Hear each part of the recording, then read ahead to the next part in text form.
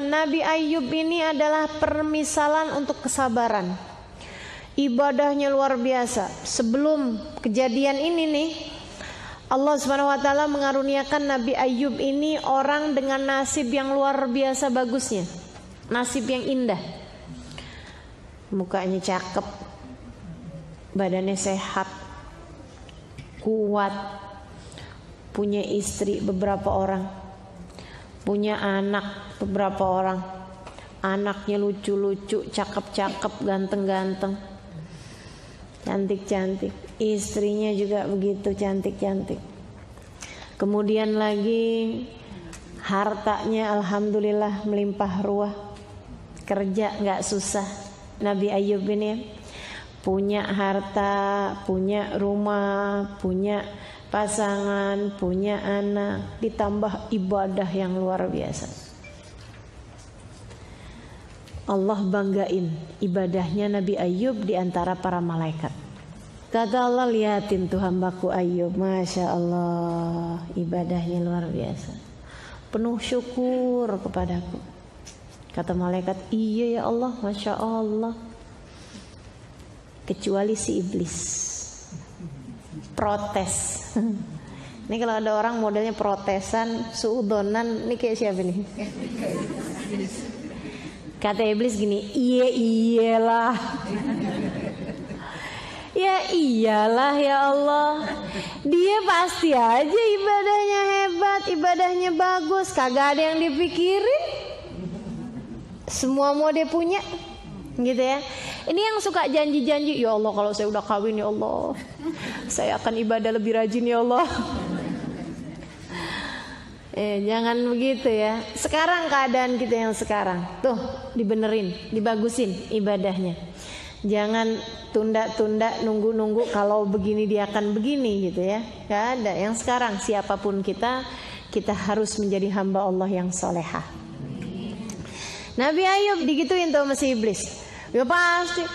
Lagian ya Allah, Engkau kagumi kesyukurannya. Ya iyalah, dia bersyukur, semuanya dia punya, semuanya dia ada. Lain urusan kalau dia jadi miskin. Allah mau tunjukin sama si iblis bahwa hambaku tidak terpengaruh dengan materi. Mudah-mudahan kita jadi kayak begitu. Orang-orang yang dalam keadaan miskin tahan, dalam keadaan kaya juga tahan. Karena ada orang yang gak tahanan. Ada yang gak tahan miskin, begitu miskin jadi jahat. Ini kan gitu ya. Ada juga yang gak tahan kaya, begitu kaya jadi jahat. Yang korupsi itu udah kaya atau masih miskin? Udah kaya, korupsi. Yang maling ayam kaya apa miskin? Miskin.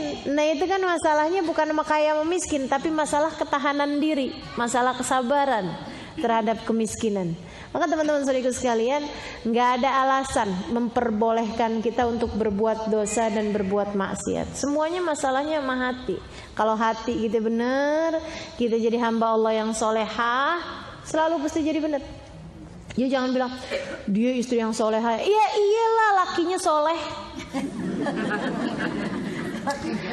Kalau lakinya gak soleh lain lagi. Itu nih, ini ucapan mirip-mirip sama gitu. Teman-teman saudaraku sekalian, enggak masalah suaminya siapa, seorang perempuan yang solehah pasti akan solehah. Gitu. Masalahnya ada pada ketahanan diri, saudaraku sekalian. Mudah-mudahan Allah karuniakan itu. Pengendalian diri dari melakukan sesuatu dengan mengikuti hawa nafsu. Mudah-mudahan Allah muliakan kita dengan memiliki ketahanan diri tersebut, insyaallah. Amin ya rabbal alamin. Allah mau tunjukin bahwa hambanya nih Ayub nih bukan model seperti yang difitnahkan oleh iblis tadi nih. Katanya Allah, yuk kita lihat. Ibu-ibu, teman-teman, saudaraku sekalian yang saya muliakan, hartanya Nabi Ayub dihancurkan Allah Subhanahu wa taala hanya dalam beberapa waktu aja. Yang satu kebakaran, yang satu kebanjiran, yang satu kebangkrutan, yang satu wah pokoknya deh habis set. Hanya dalam waktu beberapa hari aja Ayub yang asalnya adalah seorang laki-laki mapan, seorang laki-laki kaya kemudian menjadi seorang laki-laki yang miskin papa. Miskin. Allah tuh mau bikin ngebalikinnya gampang bener, gitu ya. Allah balikin keadaan orang gampang bener loh ibu-ibu. Ya Allah, mudah-mudahan Allah selamatkan kita semuanya. Amin. Dibalikin sama Allah SWT keadaannya, set, dari kaya ke miskin. Nah, semudah membalik telapak tangan bagi kita di sisi Allah SWT. Makanya yang jadi kaya jangan ngandelin kekayaan. Yang miskin jangan suka bilang kalau aja saya kaya saya akan. Nah, jangan begitu. Dah, siapapun kita berusaha untuk menjadi baik insya Allah. Amin. Saudara sekalian, akhirnya kemudian Nabi Ayub dibikin miskin. Ketika dalam keadaan miskin tersebut, nggak ada yang berkurang dari ibadahnya Nabi Ayub, nggak ada yang berkurang dari senyumnya Nabi Ayub, nggak ada yang berkurang dari syukurnya Nabi Ayub. Allah kemudian nanya sama iblis, gimana iblis? Kenapa dia ya Allah ya? Tunggu ya Rob, disamperin sama iblis. Lagi Nabi Ayub sholat, ibadah, samperin sama iblis. Yub, kamu kenapa masih sholat juga Yub? Ma Allah udah dibangkrutin, udah dihabisin, udah dimiskinin. Apa katanya Nabi Ayub alaihissalam? Harta semuanya miliknya Allah, semuanya kembali kepada Allah. Aku jadi kaya alhamdulillah, bisa sedekah, bisa berbuat baik. Aku jadi miskin alhamdulillah, hisabnya gak kepanjangan ntar di akhirat. Enak ya. Orang kalau solehah tuh enak, mikirnya kayak begitu. Kalau orang gak soleh, waduh ruwet nih. Dikasih kaya salah, dikasih miskin segala. Teman-teman sekalian, akhirnya kemudian dia bilang, apapun keadaan saya, lakal hamd ala dzalik. Makasih ya Allah atas seindah-indah keadaan yang kau karuniakan. Jadi dikasih miskin masih menganggapnya sebagai seindah-indah keadaan yang kau karuniakan. Nah, kita mau ngikutin nih Nabi Ayub nih ya. Dikasih apa aja, alhamdulillah. Dompet hilang, alhamdulillah. Terima kasih ya Allah atas seindah-indah keadaan. Yang ada repot saja bukan indah. Tunggu dulu. Mungkin Allah sedang akan membersihkanmu dari harta yang haram. Mungkin ada yang syubhat, ada yang haram, bikin petaka tuh kalau ada di dompet kita. Bisa jadi, ya kan ya? Melihat sisi positif dalam segala keadaan, teman-teman sekalian. Mungkin habis itu nanti mau digantikan Allah dengan yang lebih baik rizkinya, yang lebih halal, yang lebih bagus, yang lebih indah. Maka di saat kita dapat keadaan yang gak mengenakan dari hilangnya harta yang kita punya, lakal hamd ala dzalik, ya Allah terima kasih atas seindah-indah keadaan yang kau karuniakan kepadaku. Iblisnya putus asa. Ditanya sama Allah, gimana iblis? Masalahnya emang sama harta ya Allah. Seindah-indah harta itu kan anak. Gak enak ya si iblis nih ya. Kita masih ngelihat dia emang baik-baik aja karena musibahnya tuh mah harta, bukan sama orang. Kalau orang tuh kan lain masalahnya, sayangnya masuk ke hati. Kalau harta buat orang-orang kekasihnya Allah itu cuman adanya di tangan, nggak nyampe ke hati. Itu para ulama salah satu doa mereka, Allahumma ja'alid dunya fi aidina wala taj'alha fi qulubina. Ya Allah, jadikanlah dunia cukup di tangan kami aja, jangan kau masukkan dunia di dalam hati kami. Gitu. Kalau dunia nggak masuk di hati, nggak sampai bikin sakit hati. Gitu ya. Sampai ada orang bangun toko lebih laku, dia kemudian pergi ke dukun. Ini yang begini-begini dunianya masuk sampai ke hati. Tapi kalau dunianya nggak masuk sampai ke hati, nggak ada sakit hatinya, biasa-biasa aja. Kan gitu ya. Ada harta yang hilang, cuman yang di tangan aja kok, gitu, nggak jadi masalah. Teman-teman saya sekalian, akhirnya kemudian katanya Allah, coba kita lihat, dikasih wabah, dikasih penyakit menular di antara keluarganya Nabi Ayub. anaknya mati semua. Berapa banyak? Lebih dari 10 orang mati atu. Sisa berapa? 0. Kebayang gak sih? Allah tuh kalau mau ngasih ujian kepada hambanya. Kenapa kok nabi-nabi nih kalau saya perhatikan kalau dikasih ujian ekstrim, iya kan? Kenapa? Buat ngasih pelajaran. Wa dzikra lil abidin, kata Allah gitu. Buat ngasih peringatan kepada hamba-hambanya yang ahli ibadah. Jadi kita kalau kemudian ada dikasih ujian, kita bilang ya Allah, yang disisain sama Allah masih jauh lebih banyak daripada yang dia ambil. Kita kalau kehilangan dompet, alhamdulillah dompet doang yang hilang. Rumah masih ada, ya kan gitu ya? Yang lain-lain masih ada. Selalu kita kalau dikasih ujian sama Allah, yang diambil sama yang disisain masih banyakan yang disisain. Coba perhatiin. Makanya katanya Sayyidina Umar bin Khattab, kamu kalau dikasih ujian dunia harus ingat bahwa yang disisakan oleh Allah SWT jauh lebih banyak daripada yang dia ambil dari kita. Teman-teman saudaraku sekalian, Nabi Allah Ayub dikasih ujian dari harta melimpah ruah menjadi 0. Nggak punya sama sekali. Sampai buat makan sehari-hari aja susah, sampai habis bener-bener.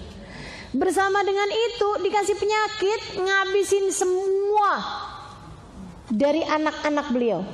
Istrinya nggak tahan, udah anaknya mati, hartanya kagak ada. Akhirnya kemudian ada yang minta cerai, ada yang meninggal, gitu ya. Banyakannya minta cerai, kecuali 1 orang istri aja. 1 orang istri yang bertahan. Siapa namanya? Rahmah. Nah, saya tahu nih istrinya nih. Kalau istri-istri yang minta cerai siapa namanya? Kagak kenal. Karena saya suka mempelajarinya yang soleh-solehahnya aja, iya nggak?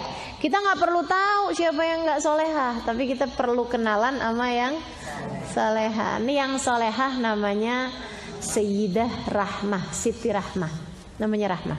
Rahmah ini adalah cucu dari Sayyidina Yusuf alaihissalam dalam pernikahannya dengan Sayyidah Zulaikha.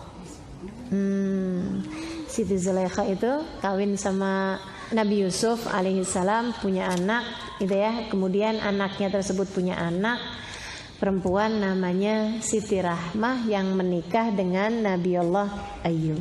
Dan dia tuh emang yang namanya doa kakek-kakek itu jangan diremehkan. Doa orang tua itu jangan diremehkan. Sehingga nih perempuan di antara istri-istri Nabi Ayub yang enggak tahan hatinya untuk minta cerai dan meninggalkan Nabi Ayub, dia satu-satunya yang tahan. Barangkali salah satu sebabnya adalah karena doa dari nenek kakeknya, gitu ya. Daya itu adalah Sayyidah Siti Zulaikha dengan Nabi Allah Yusuf semasa hidup mereka. Kita makanya kalau doa itu jangan sampai lepas dari mendoakan keturunan-keturunan kita. Ya Allah, sayangi saya, anak-anak saya, keturunan saya, Allah. Rabbi ja'alni muqimis shalah wa min dzurriyyati. Ya, Nabi Allah Ibrahim alaihissalam doanya begitu. Ya Allah, jadikan saya orang yang bisa mendirikan salat. Saya doang enggak, wa min dzurriyyati, dan semua anak keturunan saya, Allah. Anak keturunan sampai cucu-cucu. Nah kan belum tentu kita punya cucu. Ya udah doa aja dulu. Sehingga kalau nanti ada cucunya udah siap jadi anak soleh. Kan begitu ya? Ke bawah-bawah kita gitu. Ya ampun Ustazah, masa sih kita mau ngedoain anak kawin aja belum? Gak apa-apa, didoain aja dulu. Saya gitu. Saya kalau doain anak-anak saya. Mana anak-anaknya? Belum ada. Tapi seenggaknya kalau nanti mereka ada, mereka sudah siap untuk menjadi orang-orang soleh dengan berkah doa orang tuanya. Kan begitu? Teman-teman sekalian, Nabi Allah Ibrahim alaihissalam doa Rabbi ja'alni muqimas shalah wa min dzurriyyati dari sebelum beliau punya anak. Ya udah doain, bukan cuma anak, sampai cucu, sampai keturunan ke bawah. Makanya jangan berhenti mendoakan keluarga kita, bahkan anak cucu kita dari sejak sekarang. Itu hasilnya nanti itu. Di antara istri-istrinya Nabi Ayub yang nggak tahan, ada yang tahan, yaitu Sayyidah Rahmah atau Siti Rahmah ini. Barangkali seperti yang tadi saya bilang adalah disebabkan keberkahan doa para orang-orang tuanya di masa lampau. Gitu. Satu doang nih yang bertahan, miskin, nggak punya apa-apa. Segitunya nguburin anak satu, Nabi Ayub sedih. Tapi habis itu alhamdulillah ala kulli hal. Tiap dengar kabar anakmu yang satu lagi meninggal dunia, alhamdulillah ala kulli hal. Hampir tiap hari nguburin anak atu. Gitu ya, makanya ya, kalau lagi datang musibah berat-berat kita ingetin, ya Allah, Nabi Ayub sabarnya luar biasa, nunjukin kepada kita caranya ngadepin ujian. Alhamdulillah ala kulli hal. Gitu. Sehingga sekalian, ibadah gak kurang, syukur gak kurang. Tiap keadaan apa aja, ya Allah terima kasih atas keadaan indah yang kau berikan. Terima kasih atas seindah-indah keadaan. Gimana iblis? Iblisnya nyamperin Nabi Ayub. Yub, kenapa sih Yub masih ibadah aja Yub? Bukannya anak udah pada habis Yub. Katanya Nabi Ayub, alhamdulillah. Maksudnya gimana Yub?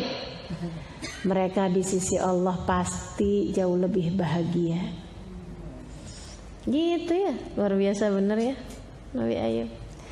Allah memberikan seindah-indah keadaan kepada mereka dan seindah-indah keadaan kepada saya.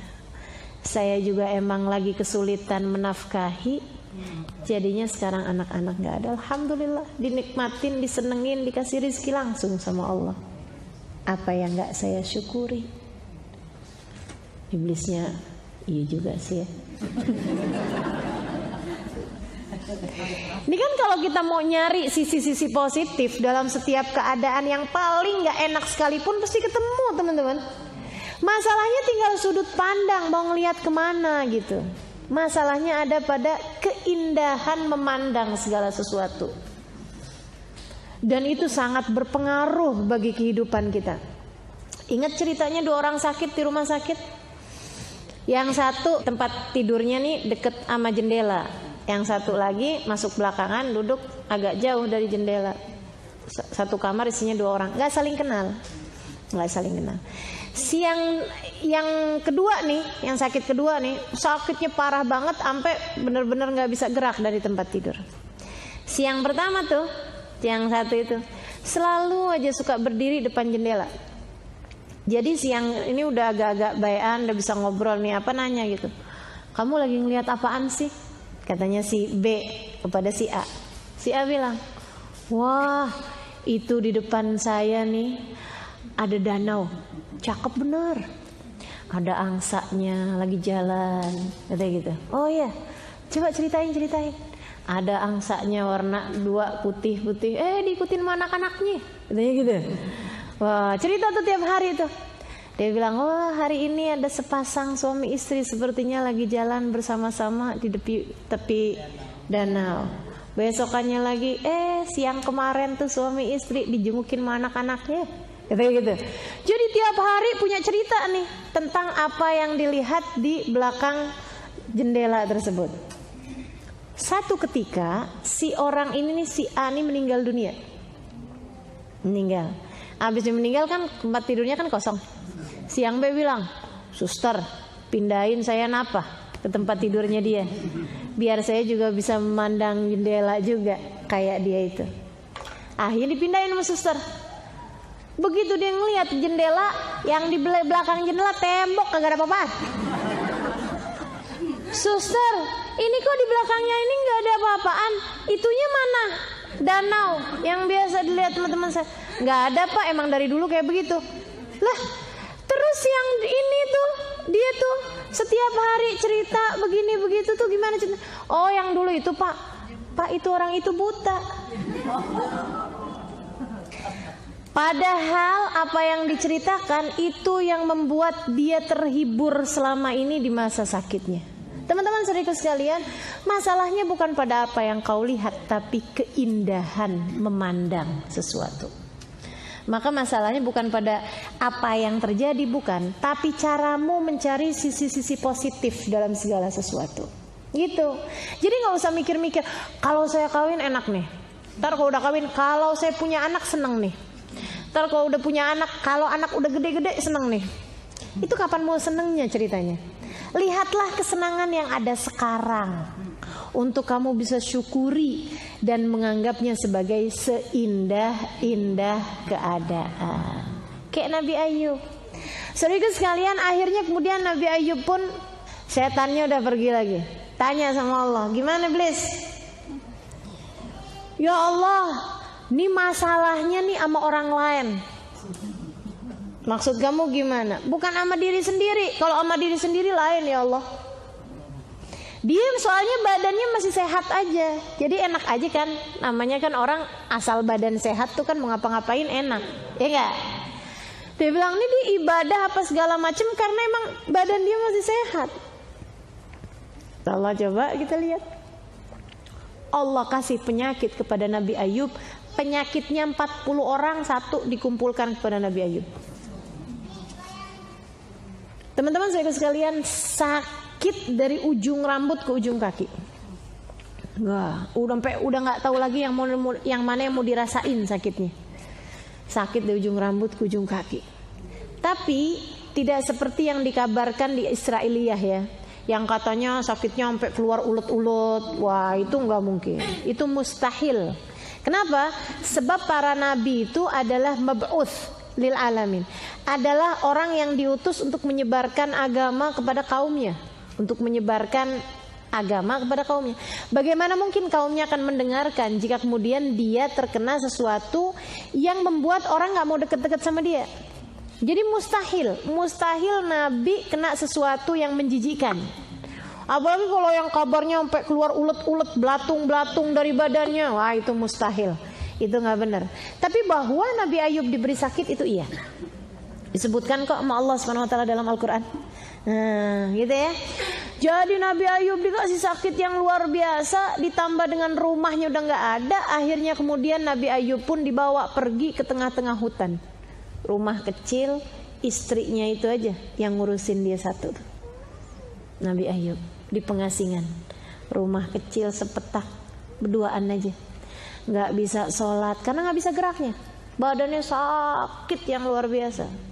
Dalam sakitnya apa yang diucapkan Nabi Ayub? Alhamdulillah, dengan hati yang tak henti-henti bersyukur, dengan hati yang tak henti-henti berzikir, dengan hati yang tidak pernah berkeluh kesah. Sama setan samperin iblis, Yub, gimana Yub sekarang Yub? Katanya Nabi Ayub, alhamdulillah, alhamdulillah. Ente kasih sakit kayak begitu, kenapa saya alhamdulillah? Alhamdulillah, dikasih sakitnya sekarang di dunia, nggak di akhirat. Pilihan mana kita? Kasih sakit dunia, kasih sakit di akhirat. Jadi kalau kita lagi dikasih sakit nih, alhamdulillah ya Allah, mudah-mudahan sakit yang ini membuatku terselamatkan dari sakit di akhirat. Sakit di akhirat nggak bisa nyari obat. Sakit di akhirat nggak ada yang bisa tahan, teman-teman sekalian. Sakitnya dibakar dalam neraka jahanam. Wah, famasbarahum alannar. Kata Allah, aku mau lihat kayak apa kalian sabarnya terhadap neraka. Nggak ada yang mampu. Gak ada yang mampu sabar. Tapi sakit di dunia, la yukallifullahu nafsan illa wus'aha. Tidak akan Allah berikan kepada kita sesuatu penyakit atau apapun di luar kemampuan kita menanggungnya. Gak ada. Makanya kenapa Allah ciptakan pingsan. Kalau tubuh manusia tidak lagi dapat menanggung kesakitan jenis itu, Allah akan jadikan dia pingsan. Rahmatnya Allah Subhanahu wa taala. Makanya orang kalau lagi tabrakan, muduh, gitu ya, tabrakan, ini hancur, apa yang terjadi? Pingsan. Berapa lama pingsannya?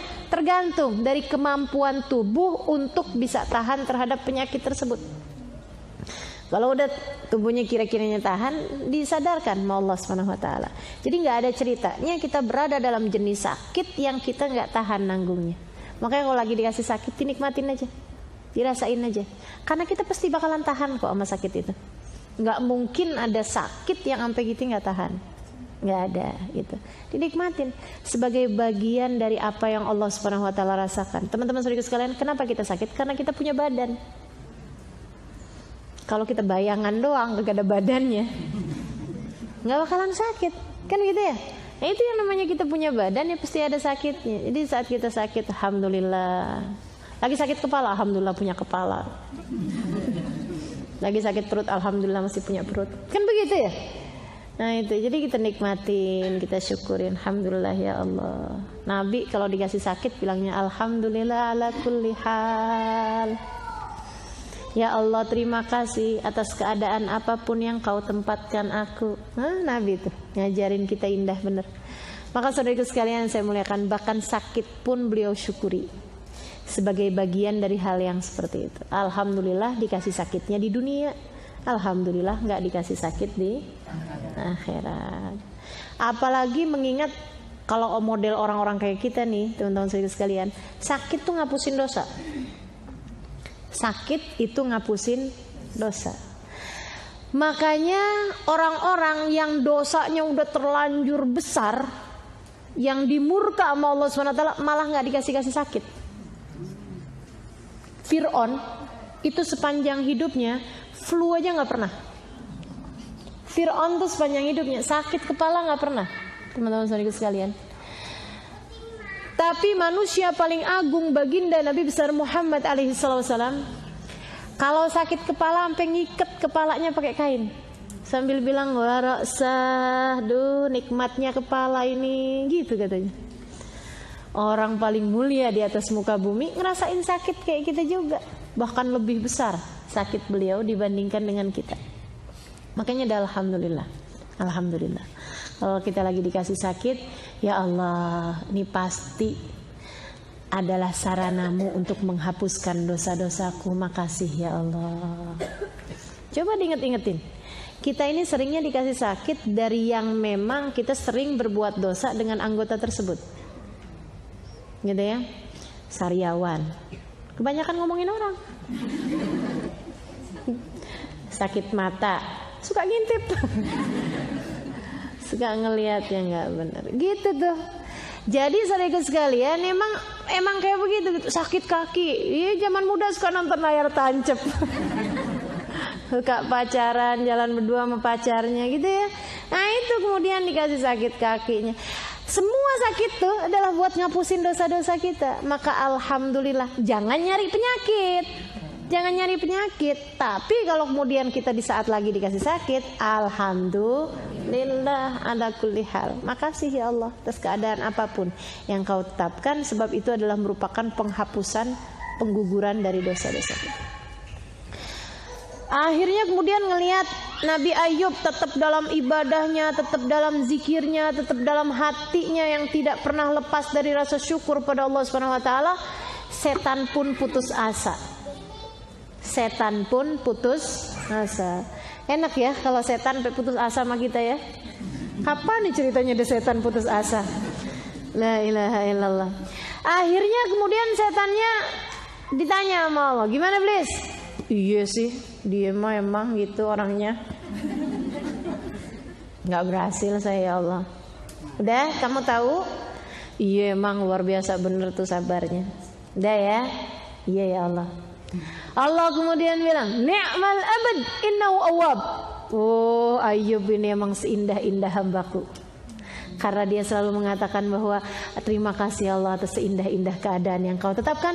Allah kemudian menjadikannya ni'mal abad, dia adalah seindah-indah hambaku pada masa tersebut. Gitu ya, pada masa tersebut. Ibu-ibu saudara sekalian, setiap zaman nih ada seindah-indah hambaku di atas muka bumi ini. Bahkan gak usah setiap zaman, setiap tempat. Siapa tahu nih di antara kita ada yang Allah ketika ngelihat Tebet, oh dia adalah seindah-indah hambaku di Tebet. Pas lagi ngelihat Manggarai, dia adalah seindah-indah hambaku di Manggarai. Walaupun baru tingkatannya kelurahan juga gak apa-apa. Gitu ya. Ni'mal abad innahu awwab. Kata Allah nih, Ayub nih emang seindah-indah hambaku. Kenapa? Innahu awwab, selalu kembali kepadaku dalam segala keadaan, selalu bersyukur, selalu ahli ibadah. Nah ini Allah menceritakan dalam ayat ini, wa Ayub, ingat-ingatlah tentang Ayub wahai Nabi Muhammad. Idna darabah, ketika dia bermunajat kepada Allah. Munajatnya gimana? Ya Allah, Mengapa engkau berikan kepada saya penyakit? Enggak gitu. Enggak gitu. Teman-teman sekalian, ini ya, kita nih suka kebalik-balik antara munajat sama keluh kesah.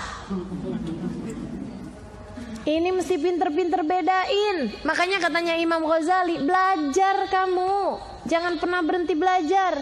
Biar kamu ngerti yang mana yang munajat, yang mana yang berkeluh kesah. Sebab kalau kamu berkeluh kesah, Allah murka padamu. Tapi kalau kamu bermunajat, Allah cinta padamu. Nah ini kan sesuatu yang bisa bikin cinta sama sesuatu yang bisa bikin murka, kan jauh banget gitu.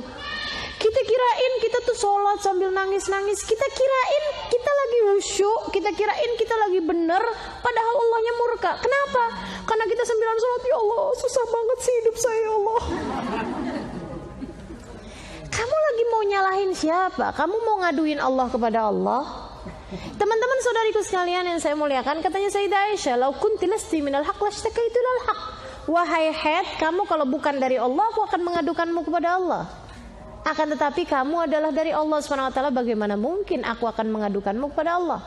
Ketika Sayyidah Aisyah datang haid pas hari Arafah, di satu-satunya haji bersama dengan Nabi besar Muhammad SAW. Satu-satunya hajinya beliau bersama dengan Nabi. Karena Nabi kan haji cuma sekali doang, haji wada. Lagi malam Arafah, lagi nikmat-nikmatnya ibadah, tiba-tiba datang mens. Saya bisa ngebayangin kayak apa pegelnya hati kalau saja tidak terjaga. Tapi hati Sayyidah Aisyah terjaga. Gak mungkin kita mengadukan sesuatu kepada Allah kalau sesuatu itu juga datangnya dari Allah. Ya Allah, suami saya jahat banget sih. Kata Allah, nak saya ngasih sama kamu. Gimana coba? Ya Allah, kok anak saya kenapa dia gak mendengarkan ucapan saya? Kata Allah, aku memberikannya kepadamu untuk aku mengujimu. Seberapa mampu kamu melakukannya? Ya Allah, kenapa saya kok sakit-sakitan terus ya Allah? Katanya Allah, emang kenapa aku yang ngasih kok? Maka teman-teman saya sekalian, segala sesuatu dari Allah kita gak bisa mengadukannya kepada Allah Subhanahu wa ta'ala. Yang ada adalah kita syukuri, kita cari hikmahnya, kita cari jalan keluarnya, kita minta kepada Allah. Sebagaimana Dia memberikan sesuatu yang tidak menyenangkan pada kita, Dia juga bisa memberikan sesuatu yang menyenangkan pada kita. Nih kita pelajarin munajatnya Nabiullah Ayub alaihissalam. Sakitnya dari Allah Subhanahu wa ta'ala. Tapi Nabi Ayub ketika menyebutkan sakit, bukan ya Allah kenapa engkau memberiku sakit, atau ya Allah sebagaimana engkau memberikan kepadaku sakit, maka berikanlah kepadaku kesehatan. Enggak gitu. Lihatin bahasanya Nabi Ayub, indah bener. Emang nabi-nabinya Allah yang paling-paling pinter sebagai hamba. Idnada Rabbah, ketika dia bermunajat kepada Tuhannya, memanggil-manggil Tuhannya. Anni masaniyad-dur, ya Allah, aku ditimpa penyakit. Bukan engkau menimpakan padaku penyakit, tapi aku sekarang ini tertimpa penyakit. Bahkan bukan tertimpa, teman-teman saudara sekalian, Mas itu tersentuh. Aku disentuh sama penyakit. Tahu bedanya ditimpa sama disentuh? Ditimpa kenceng, kalau disentuh lembut. Padahal sakitnya Nabi Ayub sesakit-sakitnya sakit, semaha sakit, teman-teman saudara sekalian. Orang kalau sakit satu, ini Nabi Ayub dikasih sakitnya orang 40. Ditimpakan semuanya kepada Nabi Ayub. Segitunya indahnya bahasanya Nabi Ayub. Anni masaniyad-dur, ya Allah, ada penyakit, ada sakit yang menyentuhku. Sentuh, set, lembut. Nabi Ayub merasakannya seperti itu, walaupun pada kenyataannya yang datang kepada beliau adalah timpaan yang sangat-sangat besar. Cakep bener ya. Anni masaniyantur, ya Allah, ada sakit yang menyentuhku, Kau yang tahu. Wa anta arhamur rahimin, dan Kaulah ya Allah seindah-indah zat yang maha kasih. Gitu. Nggak minta kesembuhan, Allah udah ngerti. Engkau kan penyayang ya Allah. Maksudnya apa? Maksudnya minta disembuhin. Jangan suka nyala-nyalain Allah, teman-teman saudara sekalian. Kenapa sih ya Allah, tiap ada orang yang lamar balik lagi baru ngeliat pintu rumah. Mau nyalahin Allah? Teman-teman sedikit sekalian, apapun yang Allah tetapkan adalah yang terbaik. Fahami itu. Maka kalau kita lagi minta kesembuhan, nih belajar dari Nabi Ayub, bahasanya gitu aja. Ya Allah, sakit ini menyentuhku ya Allah. Engkau adalah Zat yang maha kasih, Kau yang maha penyayang. Anni masaniyad-dur wa anta arhamur rahimin. Santun benar bahasanya ya. Kita baru dikasih sakit, kenapa harus saya ya Allah? Padahal saya selalu sujud, padahal saya selalu ibadah kepadamu. Kata Allah, sujud yang mana yang ngantuk itu? Sujud yang bahkan disertai dengan kesombongan dirimu itu. Ya Allah, teman-teman saudara sekalian, gak ada yang layak dari ibadah kita untuk kita begitukan kepada Allah SWT. Para nabi-nabinya Allah yang punya ibadah-ibadah yang layak untuk mereka begituin Allah, gak ada yang gituin Allah SWT. Bahasanya kayak begitu, Anni masaniyad-dur wa anta arhamur rahimin. Atau bahasanya Nabi Allah Ibrahim alaihissalam, Idza maridtu fahuwa yashfin. Apabila aku sakit, Allah lah yang menyembuhkan. Padahal sakitnya Nabi Ibrahim dari siapa? Dari Allah. Nabi Ibrahim bisa aja bilang, apabila Allah memberiku sakit, maka Allah pula lah yang menyembuhkan. Enggak gitu bahasanya. Apabila aku sakit, seolah-olah sakit itu, yang buruk-buruk itu datangnya dari dirinya sendiri. Saya tahu Allah memberiku sakit karena sebab dosa-dosaku. Maka bilangnya, faida maridtu, apabila aku sakit. Tapi segala kebaikan datangnya dari Allah, fahuwa yashfin, maka Allah lah yang menyembuhkan. Gitu teman-teman saudara sekalian. Kita sih kagak. Kalau sakit kayaknya datangnya dari Allah, kalau sehat dari dokter. Nih kita nih. Kalau lagi datang hal-hal yang gak enak, kita bilangnya nasib, takdir dari Allah SWT. Tapi kalau sesuatunya bagus, kita bilangnya dari kita, dari usaha kita. Enggak, lihat anak-anak kalau lagi gak lulus, bilangnya apa? Takdir mah. Takdir katanya. Bukan takdir karena kamu gak belajar aja nak. Teman-teman sekalian, tapi kalau lagi ranking pertama, juara kelas, ditanyain gimana belajarnya, kan begitu. Minumnya obat apa aja, penambah kecerdasan, vitaminnya apa nih, begini begitu segala macam gitu. Jadi kayaknya kalau yang buruk-buruk datangnya dari Allah, kalau yang bagus-bagus datangnya dari diri kita sendiri. Kan serem bener. Orang kalau lagi yang bagus-bagus nih, nikah misalnya, ditanyain gimana ceritanya sih, kok bisa ketemu sama suaminya, Masya Allah bener tuh kayaknya. Tanyain, kayaknya usaha dia gitu. Tapi kalau bercerai, takdir. Kita tuh selalu menyalahkan Allah untuk hal-hal yang buruk, dan selalu membanggakan diri kita untuk segala hal-hal yang baik. Seharusnya dibalik teman-teman. Faida maridtu fahuwa yashfi. Harusnya dibalik. Anni masaniyad-dur wa anta arhamur rahimin. Saya tertimpa sakit, saya tersentuh sakit, sedangkan Engkau ya Allah seindah-indah Zat yang paling penyayang. Kan gitu. Padahal udah digituin sama Allah, tetep aja Nabi Ayub nyebut Allah Arhamur Rahimin. Indahnya hatinya. Ya Allah, semoga Allah karuniakan kepada kita seindah-indah hati. Hati yang mengerti bersyukur, hati yang jauh dari keluh kesah, hati yang selalu menganggap, selalu faham bahwa apapun yang Allah berikan dalam hidup kita adalah yang terbaik yang Dia berikan kepada kita, insyaallah. Amin ya rabbal. Kata Allah, fastajabna lahu fakashafna ma bihi min dur. Habis dilihat sebulan, dikasih sakitnya bukan sehari 2 hari teman-teman. Sebulan, 2 bulan, 3 bulan, 4 bulan. Sakit lama, sampai pernah datang waktunya istrinya, dia bilang, ngelihat Nabi Ayub kan udah gak bisa kerja, gak bisa apa-apa kan. Bentar ya bang, mau beli makanan di pasar. Iya, berangkat pergi, sampai sore kagak pulang-pulang. Nabi Ayub udah gimana gitu sama istrinya, ya Allah nih jangan-jangan ninggalin saya juga nih. Kalau ninggalin juga pantas, karena emang gak punya apa-apa, dikasih sakit pula, kan gitu ya. Anak udah pada meninggal juga gitu. Yang di sana nih istrinya nih, ya Allah mau beliin makanan buat Ayub, kagak punya apa-apa.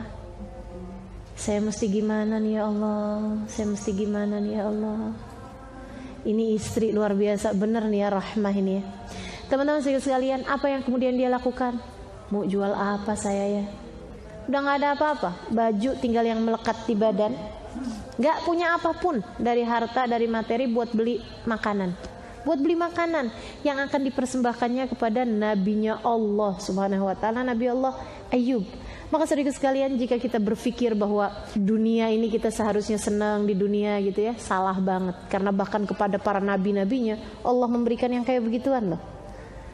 Sampai setengah mati istrinya mau sekedar beliin makanan buat suaminya yang adalah nabinya Allah subhanahu wa ta'ala. Kebayang kan? Dia pikir, Sayyidah Rahma atau Siti Rahma ini punya rambut yang sangat-sangat indah. Dia kemudian pergi ke ada orang perempuan yang jual-jual konde semacam itulah ya. Saya kurang paham jualnya pada zaman tersebut tuh gimana. Tapi yang pasti dia kemudian bilang, bisa nggak kamu beli rambut saya? Akhirnya orangnya bilang, oh bagus nih rambutnya, boleh deh. Kamu jual sama saya kasih uang nanti. Akhirnya kemudian dipotong, berikan kepada perempuan tersebut. Dia kemudian dapat uang, dibeliin makanan, pulang kemudian ke rumahnya sesudah waktu yang sangat terlambat. Nabi Ayubnya, ya Allah, nih istri saya ninggalin saya nih kayaknya nih. Mana lapar, mana sakit sendirian. Tahu-tahu istrinya datang. Ayo bang, makan bang, saya suapin ya bang.